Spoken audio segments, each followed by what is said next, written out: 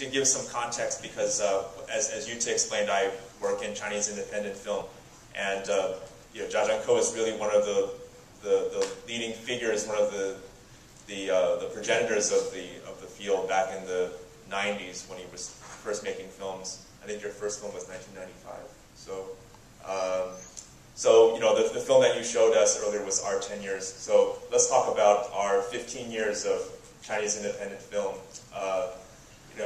You've observed the evolution of independent film in the last 15 years, from when you were making your first films to what is happening today. Could you give us some observations on what's evolved, what's changed? What do you see? What was it like when you first started, and then how would you compare it to what it's like today?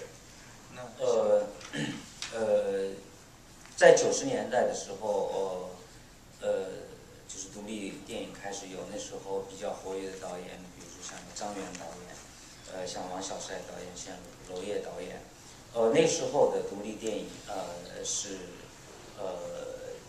完全，因为那个时候中国电影只允许全国有16个国家的制片厂拍摄电影，这个系统之外不允许拍摄电影，所以这些年轻导演都只要他们在这个系统之外拍电影，就已经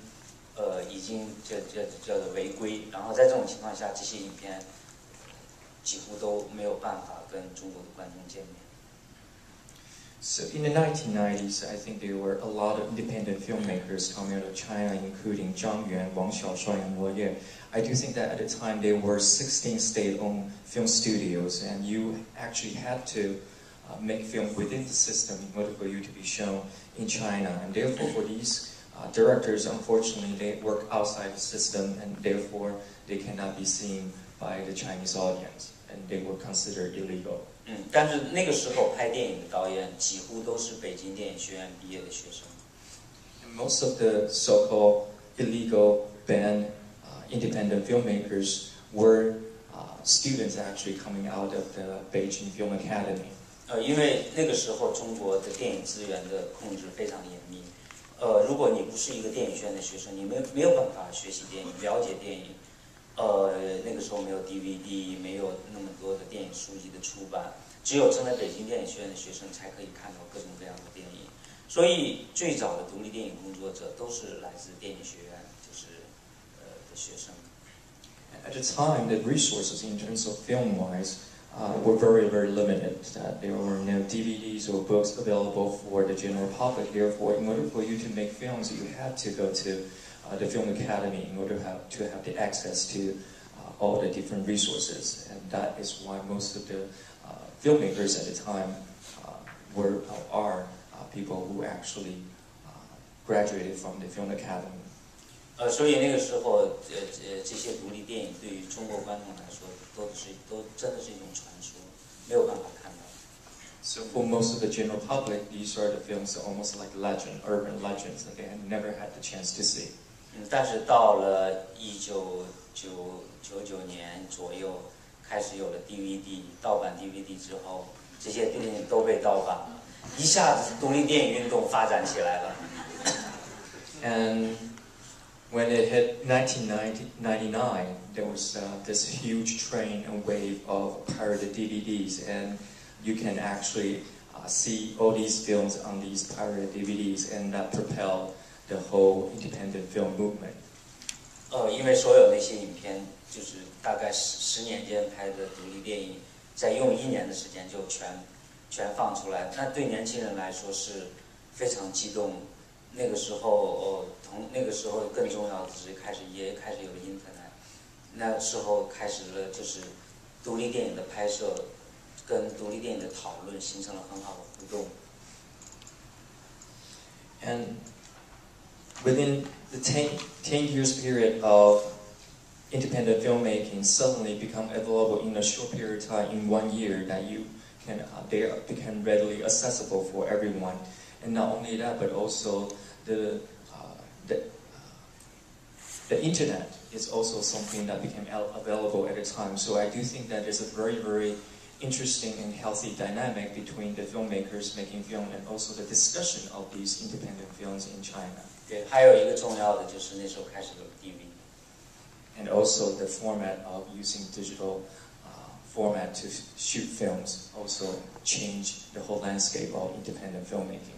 那这样的话，大量的独立电影、纪录片都用 DV 的方法拍了出来。比如说那个时候，像王斌的《铁西区》，像这个印量的电影，都陆续的都是通过数码就很快的拍了出来。And therefore, a lot of independent films and documentaries started using DV as a format to produce a lot of movies. Major directors such as Wang Bin, such as Yin Liang, started to use this type of format to make a lot of films. 但是这种热潮，这种独立电影的这种创作很热烈，但是就是一直没有一个很好的方法跟中国更普通的观众进行交流，因为这种热闹还是集中在知识分子跟大学生里面。And even with the trend of independent filmmaking booming in China, still I do think that there's the relationship between the movies and the ordinary people, the general public audience. I do think that was still lacking because most of the audience at the time were either intellectuals or college students. 特别是那么就是到了2003年以后，又是一个大的变化。那个时候，中国电影中国政府把电影开始产业化，然后认为电影以前他们理解电影是一个宣传的工具，那么到03年的时候，理解电影是一个工业，那电影开始放松，然后大量的包括我自己在内的导演都可以在中国公开的拍电影，拍的电影也陆续的能够在中国公映。那么这样的话，又开始了努力的将独立电影推到电影院的一个工作。And China also witnessed a major change in terms of film industry-wise in 2003 because at the time China actually had a shift in terms of how they perceive films from the past as a propaganda tool to an industry that can actually have a lot of financial gains. So because of this conceptual change, I do think that it's become more relaxed and flexible for the censorship, for the government to allow a lot of directors start to make films and to be seen in the Chinese theaters in China.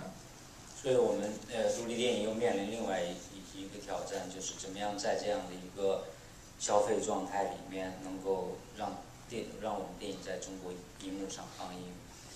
因为实际上真的有10几年，中国的独立电影是普通观众是没有看过的。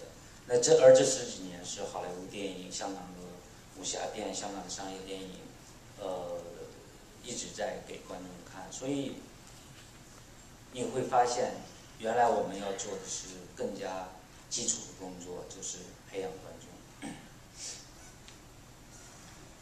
And even with this newfound relaxation and flexibility of showing films in China, I do think that as filmmakers we have another challenge that we have to face, and that is to cultivate the audience. Because I do think that in China for 10 years people are so used to all the Hollywood movies, all the Hong Kong martial art movies, that they have very, very little knowledge or appreciation of the so-called independent films.